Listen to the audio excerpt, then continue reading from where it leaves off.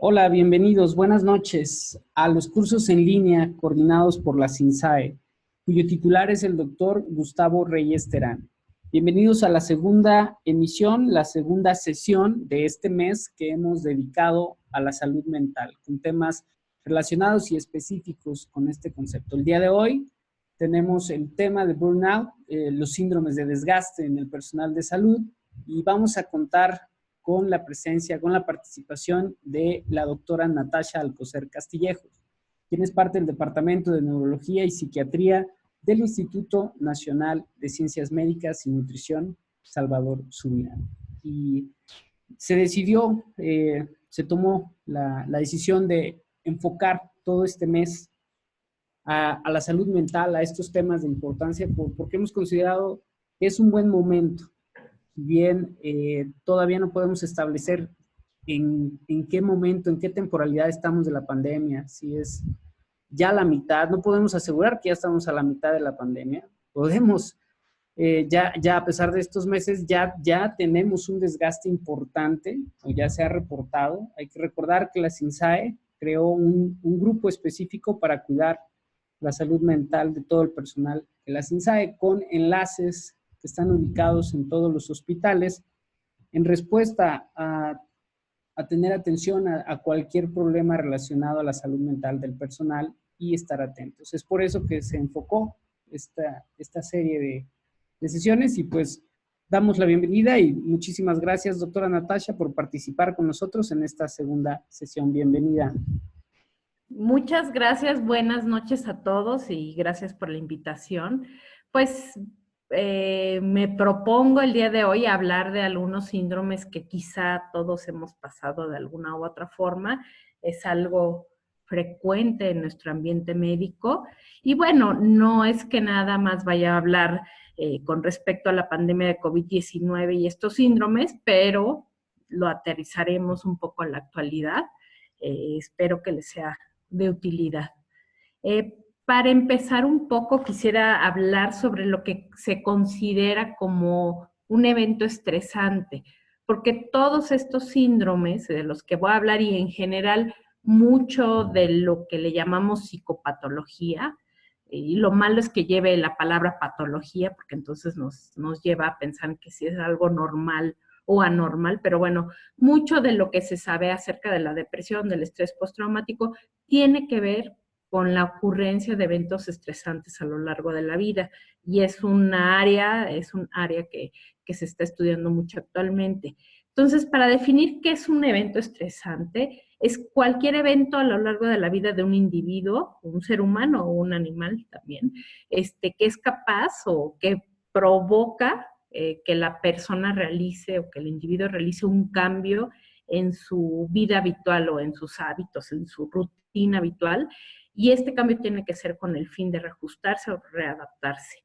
De acuerdo a esto, pues sabemos que estamos viviendo eventos estresantes a lo largo de la vida y tal vez sin algo de eventos estresantes no podríamos tener motivación para superarnos o motivación para incluso ser creativos, ¿no? El enfrentarnos a cosas estresantes también son fuentes de creatividad o que se fomenta la creatividad.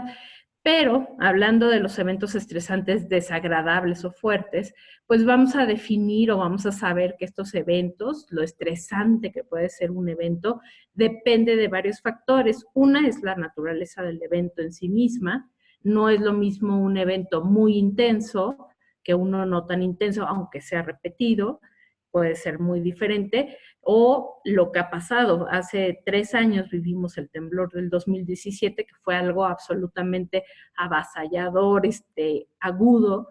Afortunadamente, después de eso, también vino una parte de reconstrucción interna, personal y social, y también de las estructuras, pero fue algo mucho menos duradero como evento estresante que lo que estamos viviendo actualmente. La otra parte que importa mucho es la naturaleza del individuo.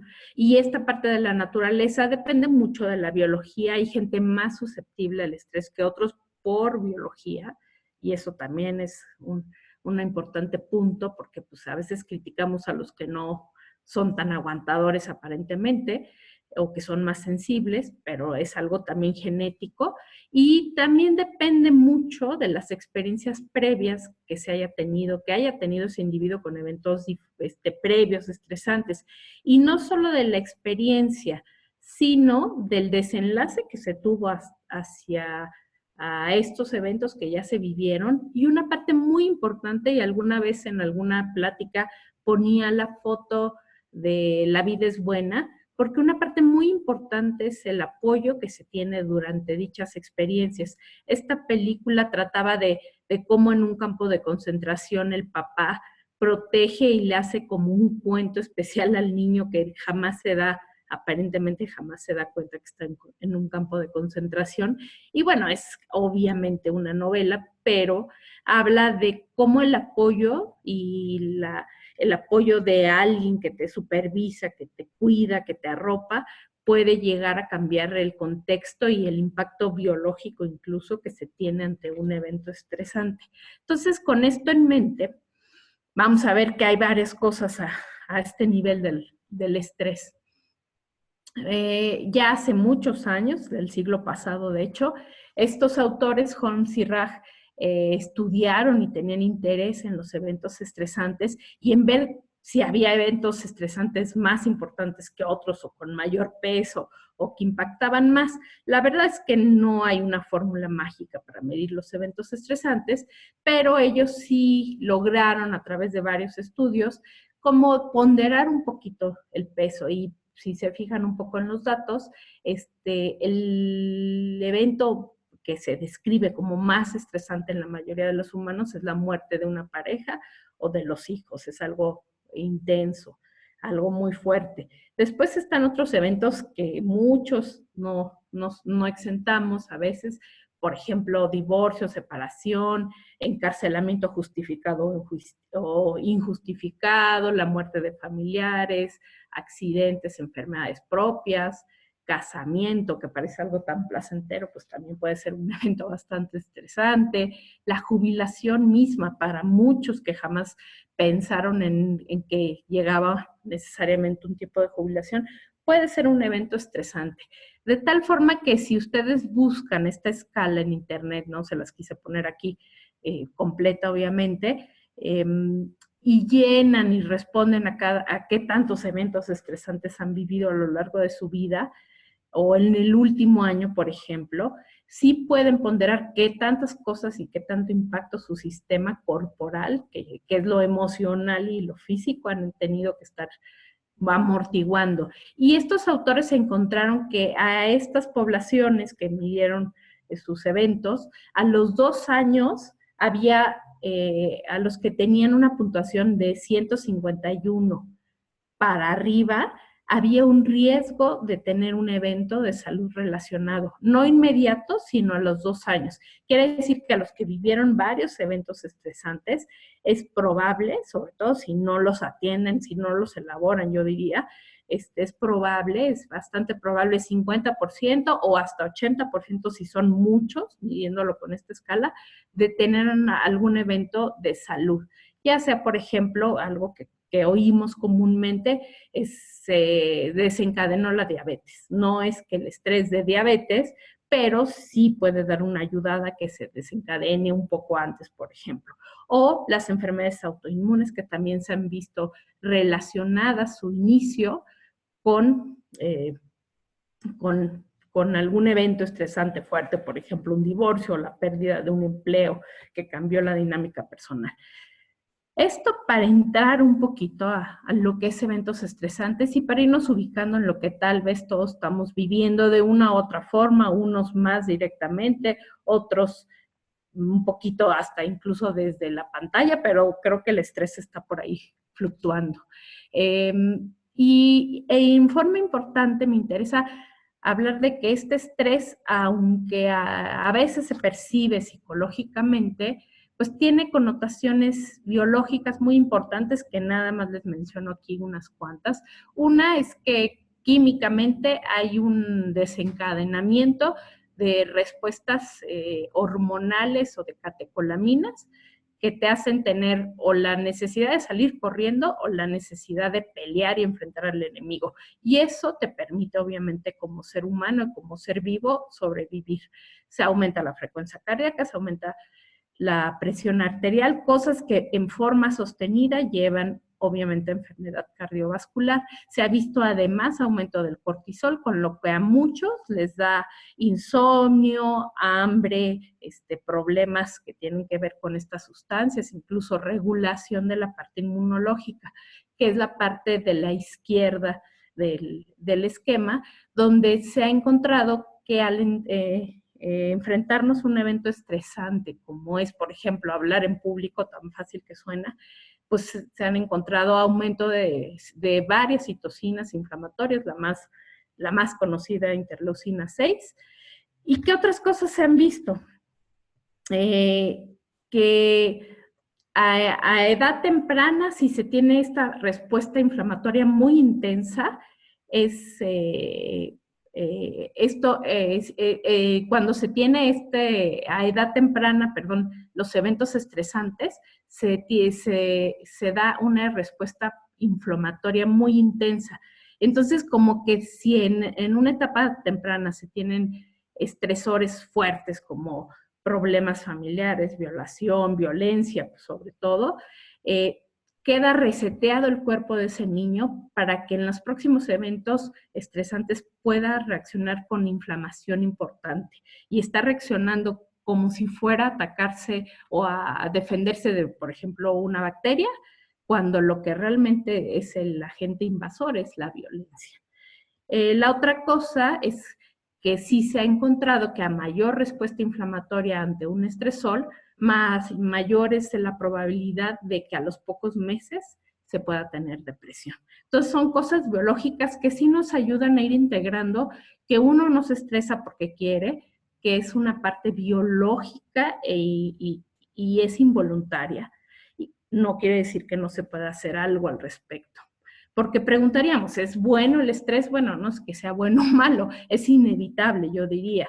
Y sí, tiene una cara buena la parte del estresor, porque nos permite crecimiento. Yo ya les decía al principio que tal vez sería muy aburrida la vida sin tener estos estresores pequeños o pequeños retos que son estresores finalmente, pero que también nos impulsan a seguir adelante. Hay una forma de poder entrenarse en la parte del estrés, y ya les decía yo que hay cosas que ayudan a que ante el estrés podamos sacar provecho o sacar nuestro mejor rendimiento, que aquí ya los había mencionado. Y esta es una curva del entrenamiento del estrés. Si se fijan un poco, no se ve tan claro la raya negra sólida que está por aquí, pero es lo normal. A medida, aquí estamos en casi nada de estrés. Y entonces el ser vivo, y los seres humanos también, pues si no tenemos estrés, casi no tenemos desempeño. Si nadie viene y nos supervisa y nos dice qué hacer y nos corretea un poco, pues tal vez ni nos movemos. A medida que va aumentando el estrés, va aumentando nuestro desempeño, hasta el punto en que tenemos un buen grado de estrés y tenemos el máximo de desempeño. ¿Qué nos pasa si nos siguen aumentando la demanda o seguimos aumentando el estrés?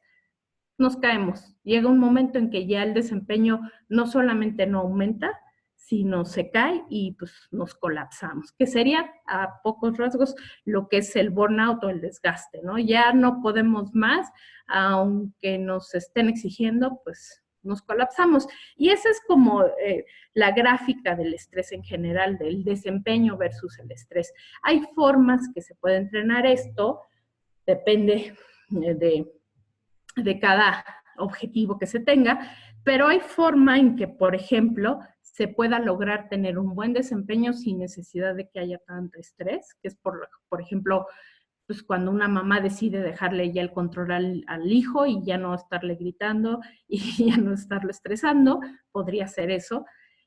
Hay una forma, y esto lo entrenan mucho a nivel, por ejemplo, militar, de aumentar el desempeño. Quiero que rinda a nivel deportivo, también quiero que rinda mucho más de lo que suele rendir, aunque no esté en un estrés tan impresionante. y esa sería la curvita roja, donde hay mucho mayor desempeño con el mismo nivel de estrés. Y también hay forma de entrenar, y creo que en eso los médicos, las enfermeras, nos llegan a entrenar a mantener un desempeño óptimo en general, pues, lo que quisiéramos, con altos niveles de estrés, a pesar de que existan altos niveles de estrés, que creo que a nadie le queda duda que actualmente es un ejemplo. Entonces, si tratamos de pasar esto al ámbito clínico, y no quiere decir que los médicos, las enfermeras, el personal de salud sean los únicos que se estresan, obviamente actualmente todo el mundo, pero también otros profesionales como los maestros, que también tienen importante demanda, pero a nivel, por ejemplo, médico, del hospitalario, digamos, uno de los actores principales y que están al frente, además de las enfermeras, que también tienen todo un reto por delante, son los residentes. ¿Y por qué este es un grupo vulnerable? Pues porque ya sabemos, no tienen en la formación una alta exigencia en tener buen conocimiento y buen desempeño, largas horas de trabajo intenso, pocas horas de sueño, que ya de por sí eso es un estrés, el enfrentamiento habitual a enfermedad, muerte, sufrimiento, el aislamiento por el tiempo que se tiene que dedicar a la carrera, y además por su edad hay que estar arreglando internamente, aunque uno no se dé cuenta como residente, pues varias cosas, que es la consolidación de la identidad, que aunque se supone que a los 18 años ya estamos hechos, eso no es así, de la autonomía económica y psicológica, y varios asuntos como elección de pareja, de fertilidad. Entonces, es todo un reto toda esta época del residente, donde se encuentra algo vulnerable, no quiere decir que sea débil, pero son varias cosas que se están haciendo al mismo tiempo. Ahora, si a esto le unamos, por ejemplo, aquí es un reporte de lo que se ha encontrado, o de lo que es más o menos obvio, es el aumento ya de la ya excesiva carga de trabajo, esta parte del confinamiento que ya de por sí a veces pasaba, pero por ejemplo los fines de semana, los días de no guardia, pues había la parte de socialización con la familia o con la pareja o con otros amigos. Y esta parte de confinamiento actual ha hecho que no haya esta parte de amortiguación social, que a lo mejor había alguien que iba a ver a su familia de origen porque estaba fuera de su región de origen, pues cada 15 días, y esto ahorita no lo están pudiendo hacer muchas personas para cuidar a su familia, una exacerbación todavía de la exposición a la muerte y la enfermedad, y más demanda de los pacientes, de los familiares de los pacientes, el riesgo de demandas legales, que no es tan alto como en Estados Unidos, pero ya también llega a ser un problema. Y algo que voy a hablar un poco más al rato es la exposición a tener que tomar decisiones que a veces no son congruentes, coherentes con los valores éticos individuales. Entonces, bueno, de acuerdo a esto, estos personajes, que es Cristina Maslach y Fredenberg, describieron alrededor de 1974 lo que es el síndrome de burnout, que en español se traduciría como síndrome de desgaste, y lo describieron como algo que sucede a costa o debido a la exposición del trabajo, a un trabajo, y que tiene que ver con la ruptura de defensas psicológicas que habitualmente tenemos y nos ayudan a estarnos nivelando cuando ya hay exceso de demanda por afuera, externamente, o el ambiente, pues, se rompe estas defensas que normalmente tenemos y se da un cuadro clínico que se conoce como burnout, desgaste o quemado también, ¿no? Y Fredenberg, que era médico, describió algunos factores de riesgo en ese entonces, que creo que todavía son actuales, al revés de lo que podríamos pensar, y que a veces pareciera que es lo que piensan las autoridades ya de los hospitales, los profesores, la gente con mucho prestigio tal vez ya olvidó un poco lo que pasaron de jóvenes, y porque uno sobrevive y lo pasa un poquito como sucede en tener un hijo. Ninguna mamá le va a decir a su hija, duele muchísimo y ya no vas a querer volver. Se les olvida, se quedan con la parte hermosa que es haber tenido un hijo. Y creo que un poco pasa a veces con los maestros, ¿no? Pero las personas que más tienen riesgo de tener burnout no son aquellas flojas o desinteresadas. Muchas veces son aquellas que entran con ideales altos, con mucha autoexigencia y con un ideal casi de perfección y que se exigen mucho. Puede ser un factor de riesgo, y eso lo mencionaba Freudenberger desde hace varios años, ¿no? Esta parte que hay que aprender como a mediar o a modular, que es la necesidad de sacrificarse por otros, y a veces puede ser malentendida como darse absolutamente, y claro que puede llevar al burnout. Y clínicamente vamos a ver este síndrome como con 3 aspectos diferentes. Una parte es el agotamiento físico y emocional, y que vamos a notarlo nosotros mismos o los demás, porque obviamente nos cuesta trabajo levantarnos, no podemos levantarnos o no queremos levantarnos en las mañanas, ese esfuerzo tan fuerte. Habla de un agotamiento físico, pero no nada más físico, a veces hay mucha componente emocional, que es no quiero, no puedo, no quisiera, qué mal que no es domingo. Llegar tarde con frecuencia, en forma, generalmente es algo inconsciente, que no somos tan voluntariamente de darnos cuenta, y si alguien está llegando tarde con frecuencia, sobre todo si antes no lo hacía, pues son síntomas que pueden estar debiéndose a burnout. Resistencia a ver ciertos pacientes, sobre todo los que son difíciles, problemáticos, o incluso, por ejemplo, a pacientes que te recuerdan, no sé, a algún familiar, a tu abuelito, a tu papá, a tu hermano fallecido. Es posible que no se quiera atender ese paciente, y sin darse cuenta lo dejas hasta el final y ya no te alcanzó a verlo, ya no le pasaste visita con la calma que querías, pero son mecanismos que a veces tenemos como por el agotamiento emocional que confiere cierto paciente, cierto caso o cierto tema. Quedarse dormido en las sesiones, por ejemplo, es otro síntoma, de este síndrome. Después viene otra componente del síndrome, que es la despersonalización. La despersonalización es un poco la disociación entre el afecto y lo racional. Y entonces es como, entiendo todo, entiendo lo que me dice el paciente, lo puedo recitar, pero emocionalmente no me toca, no me impacta, no lo siento. Y entonces da una sensación de desconexión. Es como un poco sentirse autómata. La gente que tiene un médico que está con despersonalización va a sentir que el médico fue como pues demasiado frío, demasiado distante, no le importé, aunque me dio bien la medicina y me curé, como que la verdad es que yo no le importo. Y esto pues obviamente impacta en la relación médico-paciente. Es de nuevo un mecanismo que no es de que elijamos, ay, me voy a despersonalizar.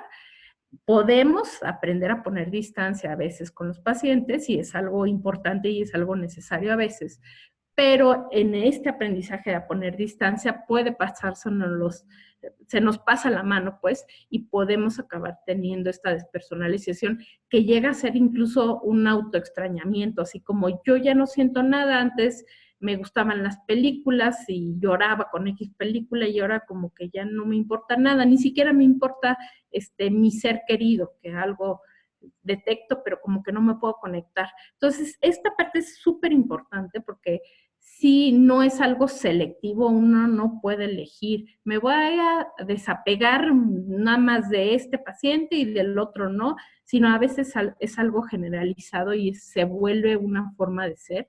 E incluso puede hacer que los médicos tengan una actitud un poco cínica con la gente que atiende. No sirve de defensa la despersonalización, pero si es excesiva, pues ya no nos ayuda a funcionar bien, ni con los familiares, ni con los pacientes, ni en la vida personal. La otra parte de este síndrome es la percepción que se va haciendo internamente de que se tiene un bajo desempeño laboral. Y entonces, aunque esto no necesariamente tiene que ver con la realidad, la gente que va teniendo este agotamiento, despersonalización, como no se conecta con el paciente, como que se queda con esta sensación de insatisfacción, híjole, lo habré hecho bien, habré hecho lo que tenía que hacer, no, yo creo que no soy muy bueno. Ante esta percepción de bajo desempeño, generalmente lo que pasa es que la persona se empieza a aislar más, no es fácil que pida ayuda, sino más bien se retrae, ya no participa en discusiones clínicas, por ejemplo, no pide ayuda a los compañeros, sobre todo si son muy buenos o él los percibe como que esos sí son exitosos o ellos sí los premian, pues el otro que se siente por debajo menos se retrae. Entonces, esto también es un componente, se parecen algunas cosas a la depresión y claro, obviamente todo este síndrome puede desencadenar a lo largo o a largo plazo en depresión. Otro síndrome bastante frecuente e inicialmente descrito en dos ámbitos. Uno, en gente que atiende traumatología y que ve a gente pues, con un trauma muy grande y que está sufriendo y que tiene dolor y que sangra. Ese es uno de los ámbitos. Y el otro es la gente, por ejemplo, que atiende a pacientes terminales, a pacientes paliativos, a pacientes con mucho dolor. Y este desgaste se debe al estrés que resulta de desear o de querer ayudar a alguien que está traumatizado, ya sea psicológicamente, emocionalmente o literalmente traumatizado, que es con sangre, con dolor en algún accidente, ¿no? Y son residuos emocionales que van quedando de la exposición a ver a otro sufrir.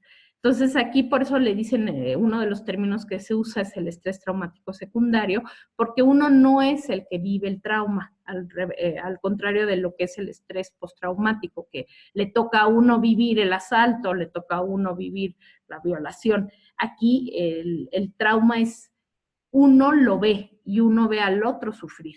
Y eso mismo puede ser muy traumatizante y deja impactos cerebrales, emocionales. Yo les comento a muchos colegas que, por ejemplo, los que están en terapia intensiva, pues no nada más están, aunque estén súper concentrados haciendo lo que tengan que poner, su catéter, intubando, el cerebro registra mucho más, registra ruidos, registra olores, registra todos los monitores y creo que no me dejarán mentir los colegas que están en primera línea, pues las primeras semanas de la pandemia todos o muchos se iban a dormir con el monitor en la cabeza y soñaban monitores y soñaban eh,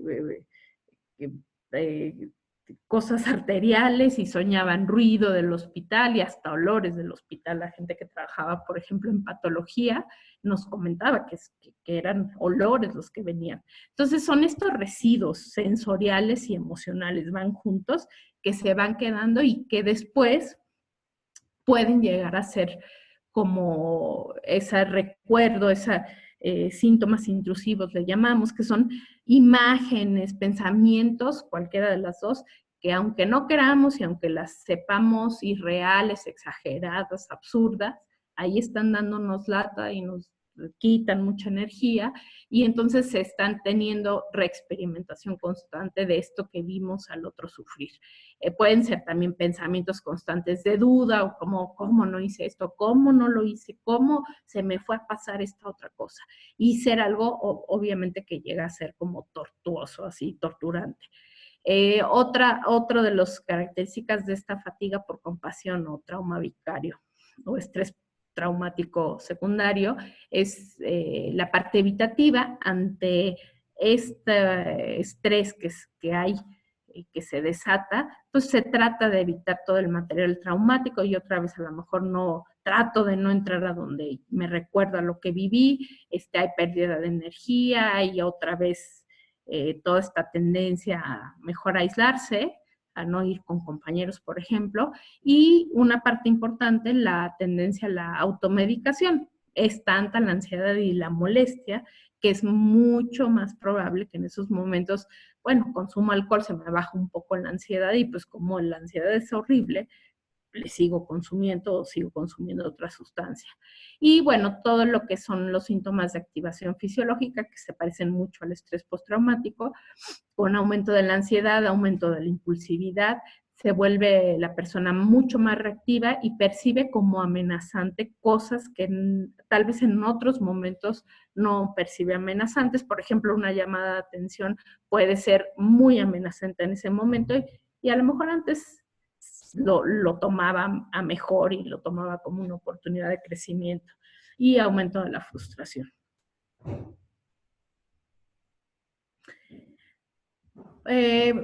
Un síndrome más del que les voy a hablar es esta parte moral que describió el doctor Shea hace ya también algunos años. A nivel de medicina militar fue donde más se empezó a describir el fenómeno, pero desde los griegos estaba esta palabra que era miasma, que significa contaminación o aire malo, y se describía como la gente que regresaba de la guerra llegaba y tenía una especie de depresión o como de remordimiento y que hasta que no empezaba a hablar o tenía una catarsis que ellos le llamaban limpieza social, no empezaba a mejorarse. Y tiene que ver con la presencia de un conflicto interno o un malestar psicológico por haber hecho algo o haber omitido algo o haberlo presenciado, algo que va en contra de los principios morales o éticos profundamente arraigados en el individuo. Entonces, aquí hay algunos ejemplos reportados recientemente de aspectos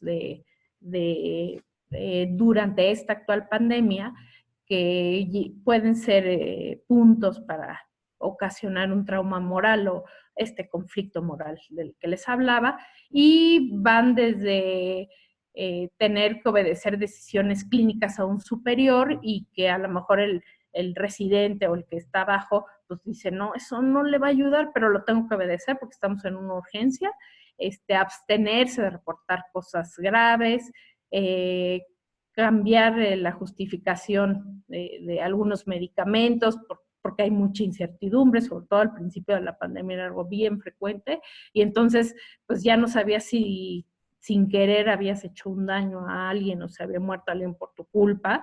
La parte esta que comentaban muchos personales por ejemplo, de enfermería, de medicina, que no estaban capacitados para atender lo que tuvieron que atender y que decían, pues con gusto voy y practico, me estoy muriendo de miedo, pero me quedo con el remordimiento de que yo no estaba hecho para eso y no sé si le hice bien, no sé si le puse bien lo que le tenía que poner y no sé si contribuí más a su muerte o dejé de hacer cosas muy importantes que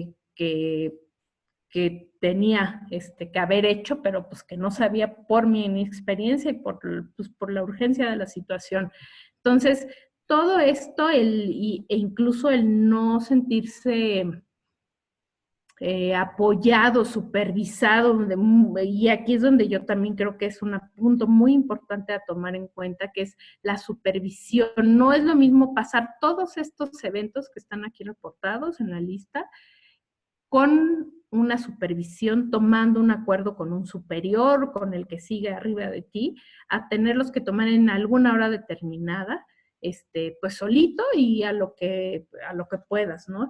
Y peor aún, ahorita voy para allá, esta es la escala que propuso el doctor y que está ahí disponible para poder ser contestada, y se puede saber qué tantos hay esta escala que puede dar evento de trauma moral. Pero una parte que quería resaltar es esto.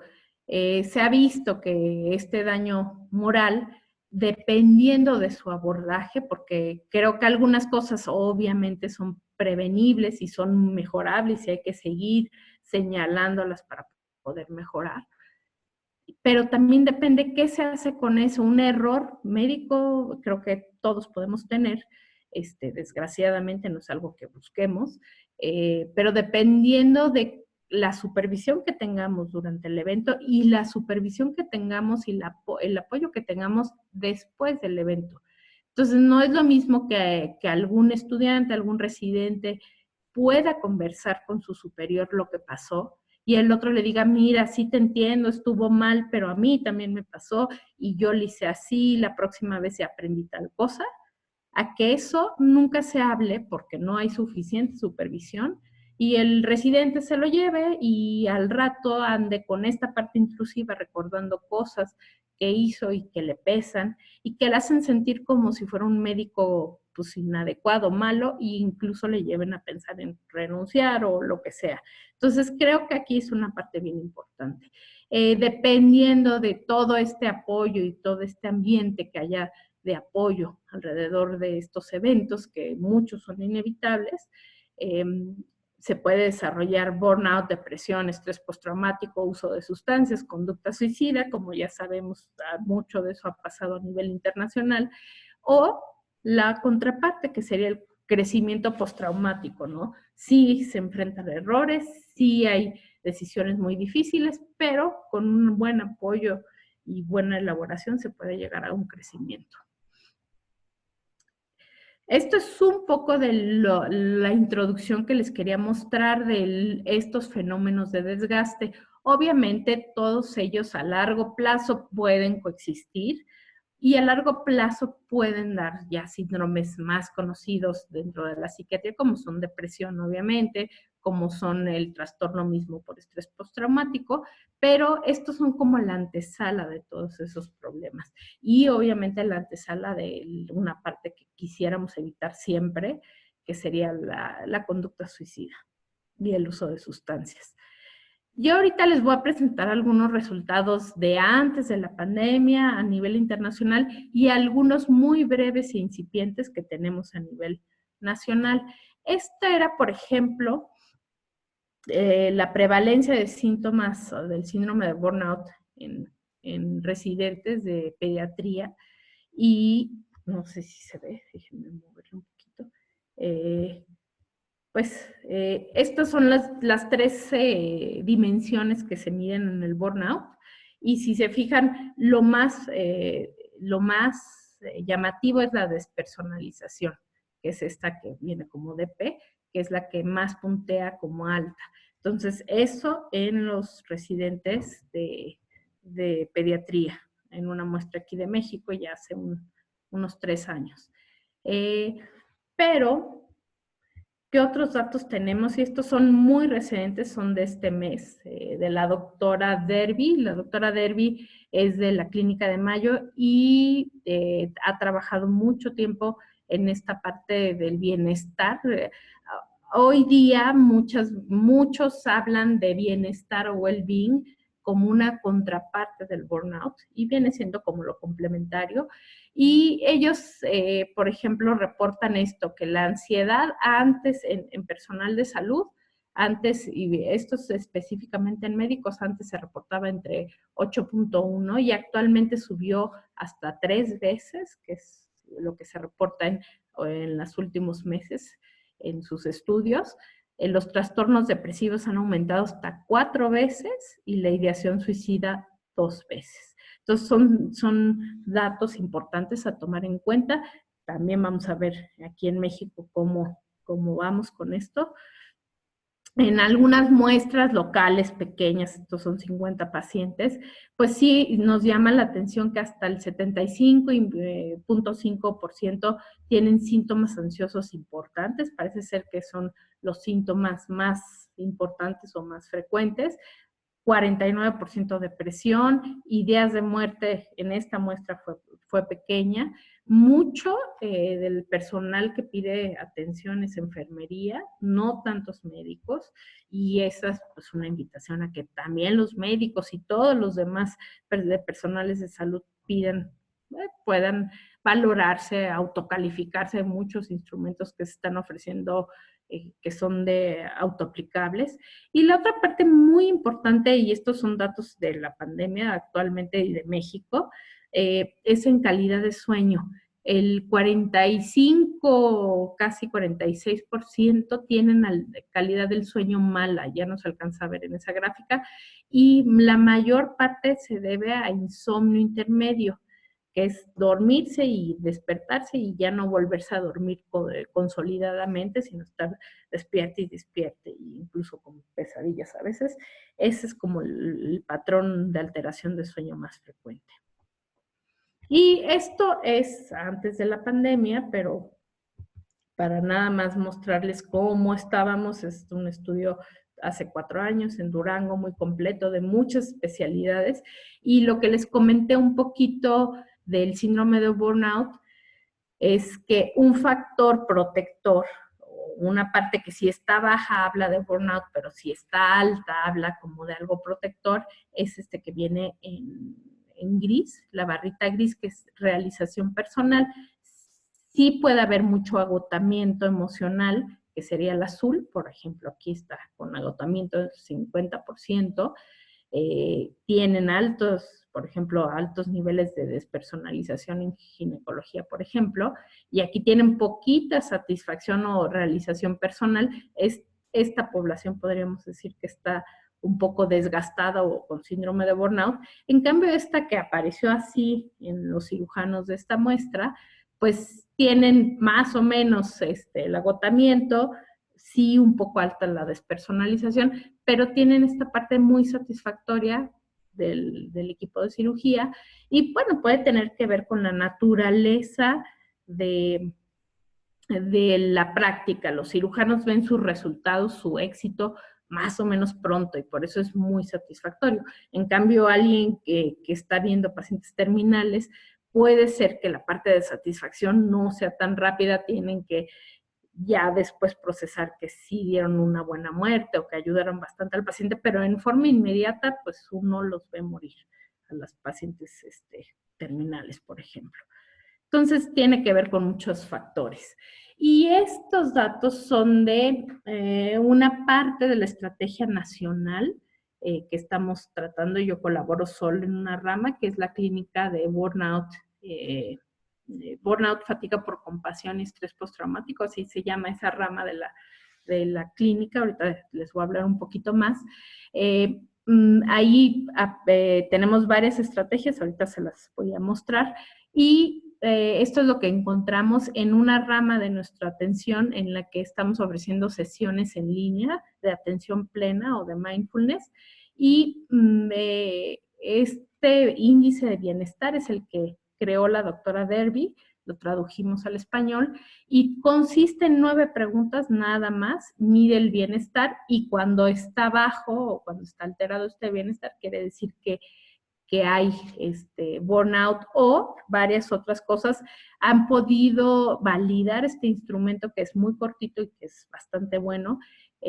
Por ejemplo, que si hay una puntuación de 2 o más de puntuación total en este índice, hay 2 veces mayor riesgo de que el médico haya tenido un error reciente, hay 5 veces mayor riesgo de burnout, 4 veces mayor riesgo de una fatiga clínicamente importante, 2 veces el riesgo de alguna conducta suicida y 3 veces riesgo de mala calidad de vida que los que no tienen esa puntuación, o sea, los que tienen menos de 2 puntos. Y otra parte que mide este índice es la satisfacción o qué tanto el participante encuentra su trabajo significativo. En esta muestra de 750 pacientes o participantes más bien, encontramos que el 40% veía su trabajo significativo, los otros lo veían neutro o no significativo. Entonces tampoco es muy alentador, pero bueno, 40% lo encuentran satisfactorio y significativo. Me estoy matando y quemando las pestañas, pero siento que es muy importante lo que estoy haciendo. Y otro de los aspectos que vemos en la clínica es este riesgo de estrés postraumático. Vemos que pues, un poquito más del 60% tienen algún riesgo. Afortunadamente, la mayor parte tienen riesgo leve de estrés postraumático, pero meditan un seguimiento posterior para ver cómo han evolucionado.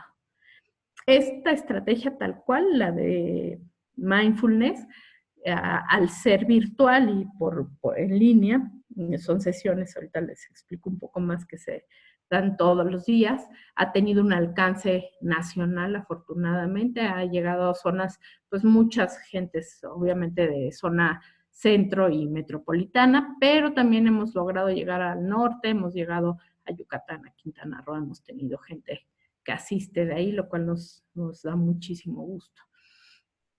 Encontramos en esta parte de los resultados como un factor de riesgo tanto para alteraciones en el bienestar como para estrés postraumático, el haber tenido algún contacto con alguna persona COVID-19 y por lo tanto estar muy estresado de ver si se contagiaron, o el haber estado con sospecha o diagnóstico ya confirmado de COVID, como uno de los factores que más predispone tener estos dos, alteraciones en el bienestar y riesgo de estrés postraumático.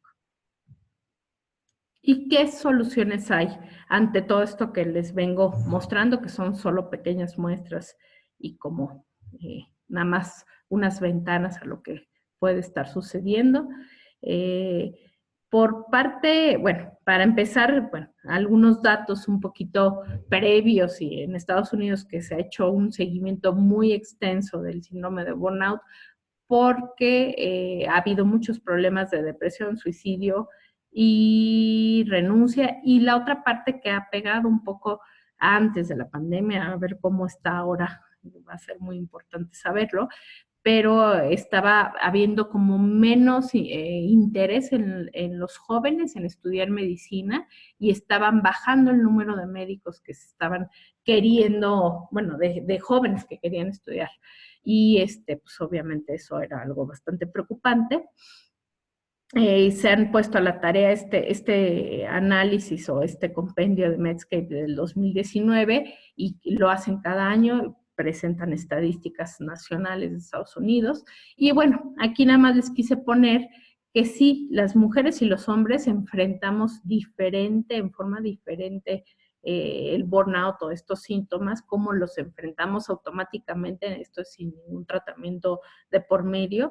Las mujeres generalmente, creo que es por naturaleza, somos más verbales, de compartir, de hablar con un amigo, de pedir un poco de ayuda, dormir, por ejemplo, comer, que sería otra forma de enfrentar, no tan eficiente, ¿verdad? Pero de todas formas son cosas que hacemos como automáticamente para como un poco aliviar toda esta tensión.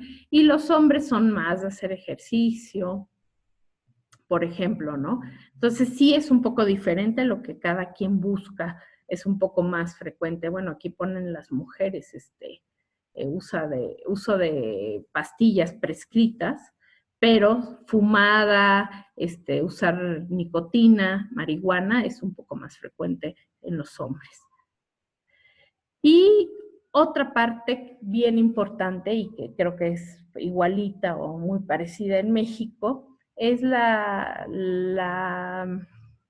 resistencia que hay por parte sobre todo del personal médico, y en eso sí digo con énfasis que es el médico, en buscar ayuda, en pedir ayuda, ¿no? Si se fijan aquí, 13% tenía y ya había pedido ayuda, el 3% estaba pensando, planeando pedirla, algunos ya habían tenido, pero la gran mayoría, 64% en esta encuesta del 2019, nunca lo habían pensado y no lo habían pedido previamente.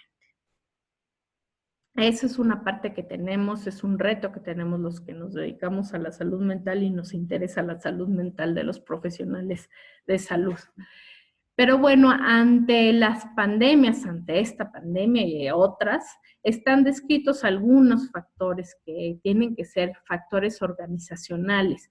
Mucho de la atención o del tratamiento del burnout inicialmente, y hablo del siglo pasado, de 1980, 90, principios de los 2000, estaba dirigido hacia el individuo.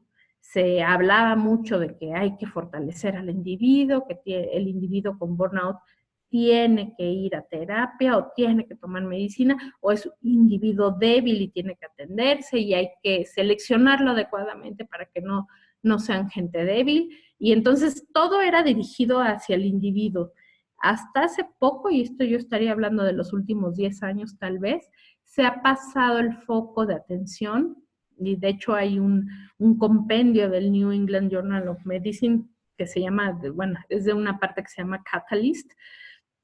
Se ha pasado el foco de atención a las organizaciones y ese título de este compendio que les digo se llama dejemos de revisar nada más al individuo y hay que voltear a ver a las organizaciones. Entonces sí, a nivel organizacional es donde también tiene que haber un cambio y un foco del abordaje. Tiene entre lo que reportan ahora a raíz de la pandemia, tiene que haber para el apoyo en la pandemia, un compromiso del cuidado del personal, un apoyo institucional ante amenazas legales, la capacitación adecuada y el equipo de protección adecuados, de buena calidad, una organización laboral eficiente que, bueno, varias veces hemos visto que esta parte puede fallar en la comunicación, fallar en las redes que hay para poder trabajar como equipo y que se está trabajando como equipo en los hospitales y que no sea médicos por una parte, enfermeras por otra, sino más bien como un equipo de urgencias, por ejemplo. Se tiene que trabajar mucho en campañas contra la estigmatización de los problemas de salud mental. Es algo muy importante porque muchas veces, como les traté de compartir hace rato, la gente que se siente mal teme ser tachada de débil o de loco, en el peor de los casos, y no va a pedir ayuda, ¿no? Y entonces si se empieza a trabajar en que pedir ayuda realmente es algo sano y que es algo que no se tiene que ocultar, puede ser que poco a poco se pueda ir menguando y que el residente o que el doctor no llegue a su atención hasta que intenta suicidarse, sino cuando empieza a sentirse estresado o cuando empieza a dormir mal o cuando no puede poner atención porque está muy tenso. Y el reconocimiento explícito también de los logros. En nuestro instituto, otra de las cosas que se ha promocionado es el cuidado entre pares.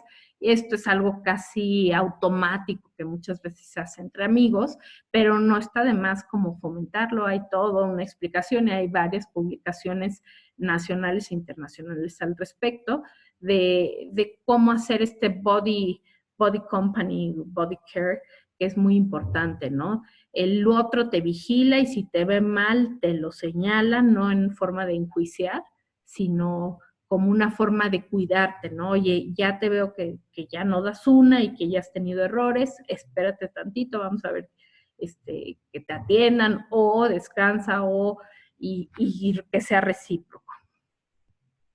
Y esta es la estrategia a la que me refería hace rato.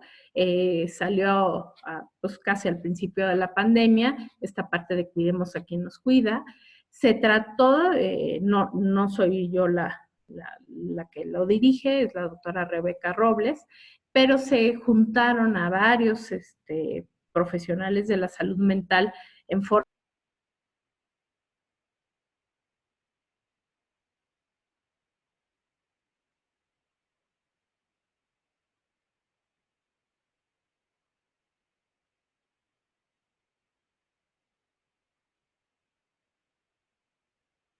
se pensó en los problemas reportados en los países que ya venían teniendo previamente a la pandemia, y se crearon estas 5 clínicas virtuales, una como para urgencias, donde hay atención telefónica las 24 horas del día, otro para consumo de sustancias, depresión, ansiedad y somatización, la clínica de burnout y la clínica de duelo. Y con respecto a nuestra clínica, que es la de burnout, instituimos diferentes estrategias.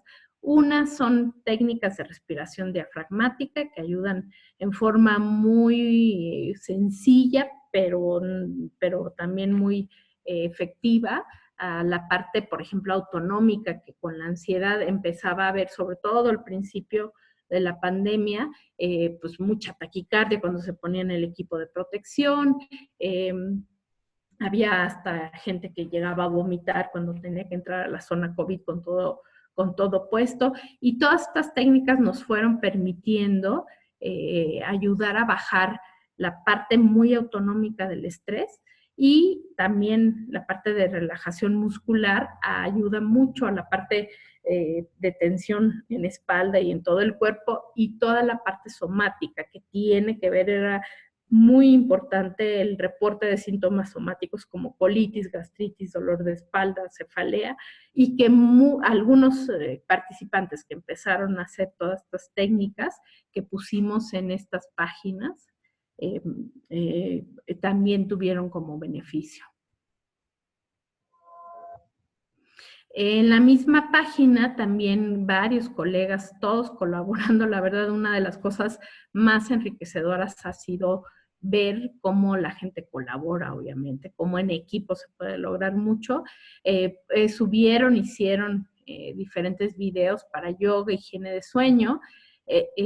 El doctor nos ayudó mucho haciendo 30 videos de rutinas breves de ejercicio. Les invito a que por ahí puedan visitar la página para que vean que hay varias opciones benéficas.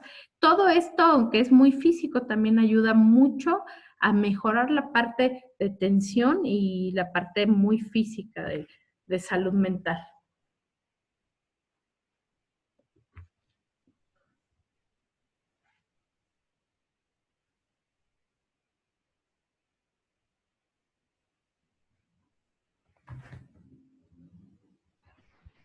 A ver, déjenme ver porque creo que ahorita no se ve la pantalla. Sí, exacto. Habría que compartirla otra vez, doctora. Les recordamos que si tienen alguna pregunta o comentario, lo pueden escribir directamente en el chat. Y no sé por qué se dejó de compartir, pero ahorita la vuelvo a compartir porque ahora sí no le piqué nada. ¿Ahí ya se ve? Listo, ya estamos. Disculpen, qué bueno que me avisaron. Otra de las estrategias a los que los invitamos son estas técnicas de mindfulness, o en español se llaman atención plena. Estas técnicas son guiadas por profesionales, por psicólogos que tienen experiencia en eso. Son técnicas que surgen de la meditación budista, pero se han ido modificando y ayudan mucho al manejo de estrés, al manejo incluso de depresión. Hay muchas publicaciones sobre sus beneficios en diversos trastornos psiquiátricos y muy efectivas, y son técnicas muy versátiles. Nos permitió que todos los días, inicialmente eran 3 sesiones diarias, en la mañana, a media tarde y en la noche. Actualmente tenemos solo estas sesiones que son a las 8:30 de la noche todos los días. Igualmente son parte de la estrategia nacional, son gratuitas. Con meterse por la liga que aquí les puse, pueden tomar la sesión y ver cómo, y van cambiando de temas durante toda la semana, no es exactamente la misma sesión, pero son técnicas que si se hacen más o menos seguido, pueden ser también útiles a largo plazo. Se ha visto que mejoran el ánimo, mejoran la parte autonómica, pueden mejorar el sueño. Hay muchos reportes con respecto al sueño. Entonces sí les invito a todos, nos podemos poner a practicar algunas veces esto. Otras intervenciones que hemos tenido en la estrategia son las de trabajo grupal, y estas han sido tanto en línea para personal de salud que se mete a través de la plataforma de la UNAM. Podemos ofrecerles sesiones en línea grupales, son grupos de 10, no más de 15 personas, llevadas a cabo por 2 terapeutas de grupo que son especialistas de AMPAG, es una asociación de psicoterapia analítica de grupo, y estas son de 1 hora y media de duración. El trabajo en grupo es muy útil porque puede ayudar mucho a bajar el estigma a la hora de hablar y compartir. Obviamente se conserva toda la confidencialidad y todo lo que es éticamente necesario para que la gente se sienta cómodo, pero ayuda a ver que el otro está pasando lo mismo que uno y no es marciano uno ni el otro. Entonces, es algo que ha venido también siendo bastante útil y ha gustado a la gente que lo ha tomado. También hemos tenido sesiones presenciales en el lugar de trabajo cuando ha sido necesario y es algo que permite trabajar también en forma muy bien, muy interesante.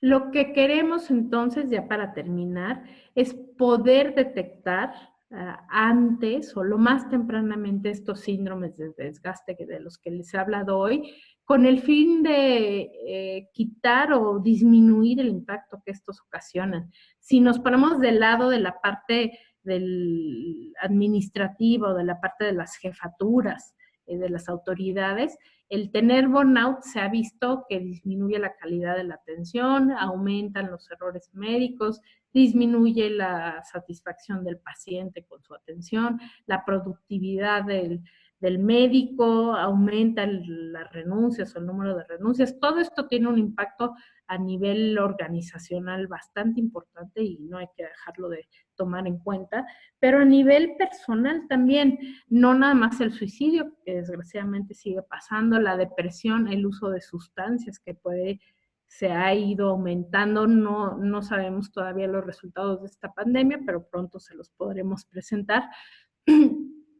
Pero desde antes era un problema que iba creciendo. Y la otra parte que queda a veces para mucho tiempo es la ruptura de relaciones, esta parte de dificultad de relaciones y que a veces ha pensado, y creo que a veces así entrevistaban antes en algunos hospitales para entrar, que era, ¿estás dispuesto a renunciar a todo para estudiar medicina o para estudiar esta residencia? Y que realmente no tendría que ser así, ¿no? Sí es un sacrificio el estudiar y la residencia, pero no debería ser el costo las rupturas de relaciones. Quedaríamos con esta parte que es la resiliencia y cómo salir victorioso de momentos tan difíciles como los que estamos viviendo. Y en eso pues yo les diría que hablar y el don de la palabra y el don de compartir y el don de reflexionar lo que se ha estado viviendo es una de las vías que a mi gusto se puede tener para salir pues, con alguna victoria, con algún aprendizaje y crecimiento de todo esto. Por mi parte creo que es todo. Les agradezco mucho.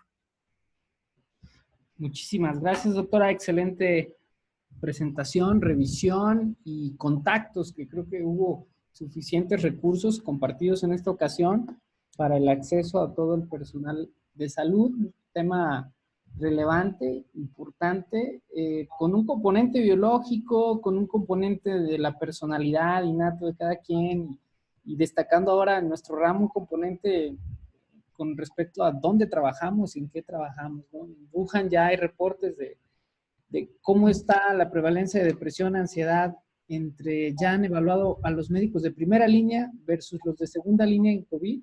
No son más prevalentes los síntomas en los de primera línea, sino son más severos los que se encuentran. Y está el riesgo un detonante es el contagiarse, el tener el virus, pero parece que, bueno, lo reportado, es que ellos le atribuyen más estrés al hecho de llevarlo a la familia. O sea, les estresa más no infectarse ellos, sino llevarlo a casa. Contagiar. Un detonante muy fuerte. Hay preguntas, nos preguntan aquí, ¿cuál sería la escala que usted sugiere para evaluar o diagnosticar burnout? Está la escala de Maslach, original son 21 ítems, es buena. El asunto es que todavía no hay, digo, algunos han puesto puntos de corte, pero tampoco hay un punto de corte muy claro y cada gente lo mueve y cada país lo mueve. Y está este índice de bienestar que la verdad es muy breve, pero sí abarca la mayor parte de los puntos importantes a explorar. Y como les puse, si ustedes consultan el documento de investigación del instrumento, se llama Wellbeing Index. De hecho, está en el celular, se puede bajar una aplicación y te aparece un resultado inmediato como en coloritos, como un semáforo, Entonces, es como un automonitoreo que se puede tener. Ese creo que es un buen instrumento porque está validado contra otros instrumentos y entonces te mide el riesgo. Al tener tú un mayor de 2 puntos o de 3, te dice qué riesgo puede estar teniendo de otras cosas como ideación suicida, como les puse en la presentación, o como fatiga o como depresión. Entonces, creo que es un instrumento útil. Hay varios otros, pero es el de Maslach o este que se llama Wellbeing, creo que son buenas opciones. Ok, hay una pregunta aquí. Si se es personal de salud, pero no se pertenece a los institutos federales, ¿cómo se puede acceder o a dónde se podría acudir para atención sobre el desgaste emocional relacionado a la atención en salud? Con que sea personal de salud, puede ingresar a la plataforma de la UNAM, que es es www.unam.mx y después hay que ponerle COVID-19. Por aquí, ahorita creo que la voy a poner.